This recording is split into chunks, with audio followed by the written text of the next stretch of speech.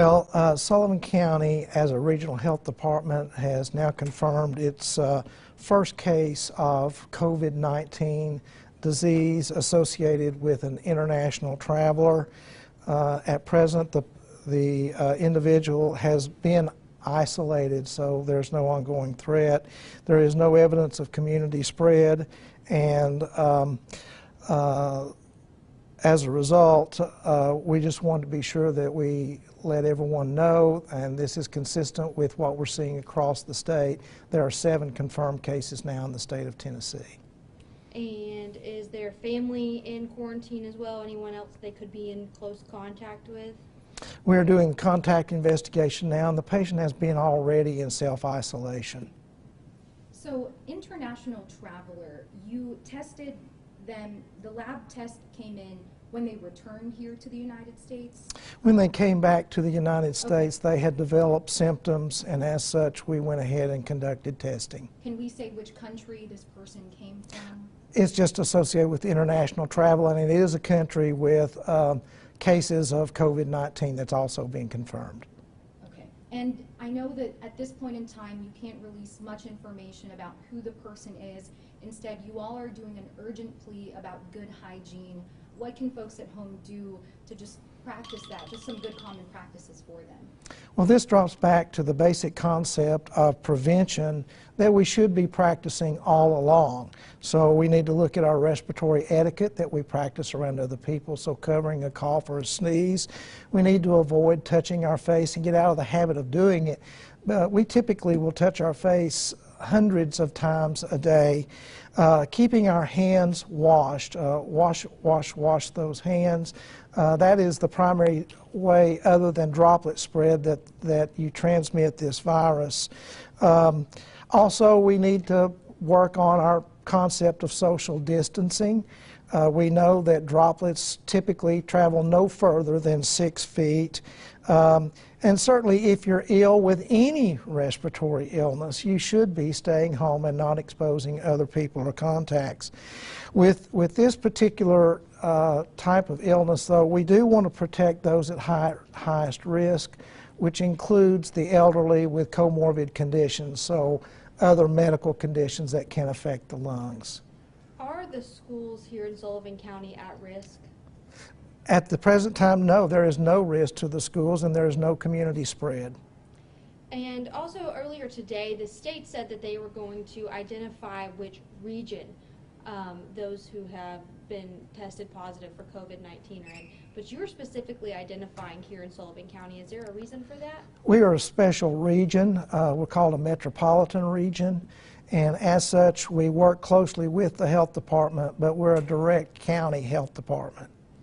Can you talk to us too, if someone thinks they have the coronavirus, what is their first step that they should do? Well, first we're going to ask about the symptoms, so fever, cough, and in particular shortness of breath out of proportion to what you would normally see with a cold. Then we want to know, where have you traveled, or have you had any contact to a known or existing case? Can we release any information about the age or the gender, where this person lives in the county? It was a senior gentleman, and the gentleman is doing fine.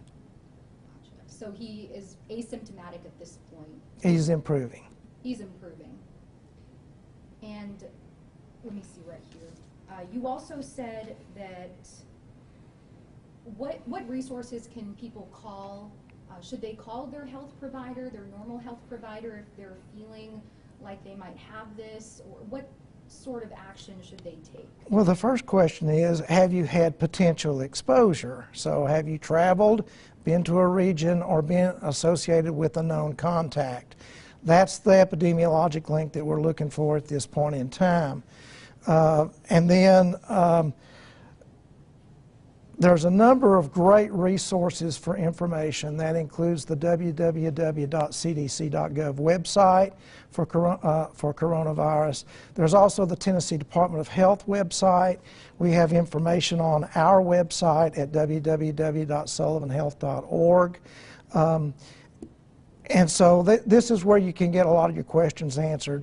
Our health department has stood up a phone room where we've got extra people answering questions and frequently asked questions here at the health department. So that phone number, would you mind repeating that phone Is number? 423-279-2777. Should people be scared? I don't think this is a time for people being rational and calm. This is another respiratory virus. We need to understand 80% of people will not need any medical care at all. 15% of people may need to seek medical care. And we know that 5%, particularly those who are elderly and with comorbid conditions, can become quite ill and may need intensive care. So 80% of us will have it and may not even know it. And did this person, did they go to their primary care doctor? Did they go to the emergency room? I've forgotten the exact story of how they came notified to us, but it was through primary care, notifying public health, and then we conducted the testing. And are there enough test kits right now for COVID-19?